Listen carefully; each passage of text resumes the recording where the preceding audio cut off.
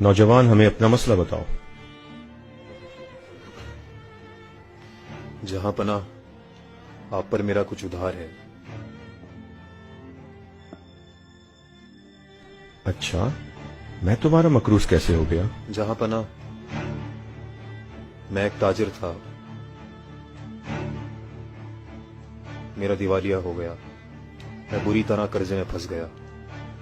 मैं रोजाना सोने से पहले अल्लाह से दुआ करता। बेटे, जहां पना ने तुमसे पूछा है कि इन पर तुम्हारा कर्जा कैसे आया।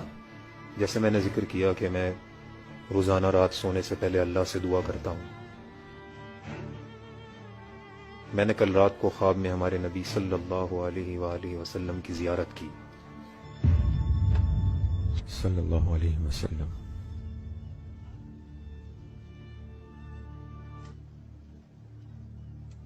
आका सल्लल्लाहु अलैहि वसल्लम ने मुझसे फरमाया कि मेरे हमीद से कहो कि वो रोजाना रात को हमें दुरूद व सलाम भेजकर याद करता है, और वो कल रात दुरूद पढ़ना भूल गया। उसके पास जाओ और उसे अपना मसला बताओ।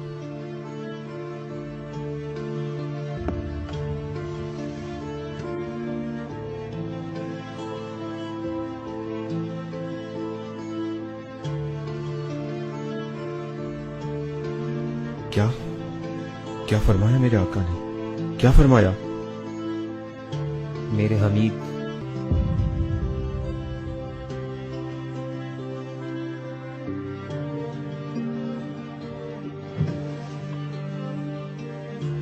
ये कबूल करो।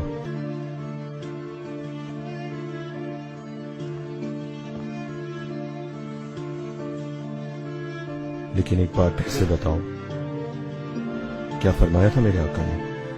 मेरे हमीद,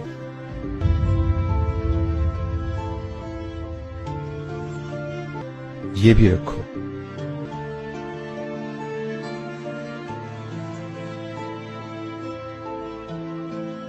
एक बार फिर से बताओ, मुझे कैसे मुखातिब किया? जब मैंने हुजूर सल्लल्लाहु अलैहि वसल्लम को अपने ख्वाब में देखा तो उन्होंने फरमाया, मेरे हमीद,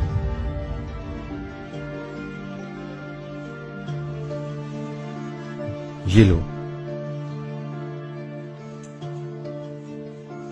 खुदा के लिए फिर से बताओ।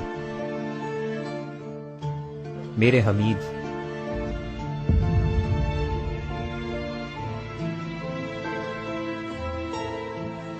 और लो। मेरे बेटे, क्या अब ये रकम तुम्हारे लिए काफी नहीं? ये काफी है पाशा, इससे मैं अपना कर्जा आसानी से उतार सकता हूँ। अल्लाह हाफिज।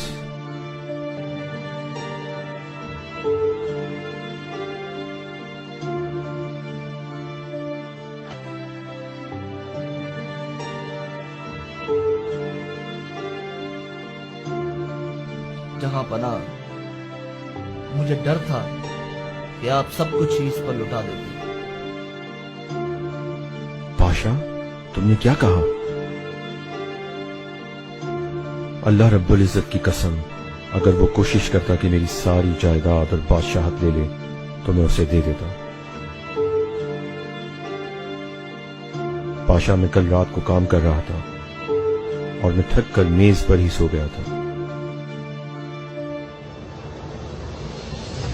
और दरूद शरीफ पढ़ना भूल गया। अल्लाह मेरी इस कोताही को माफ करे।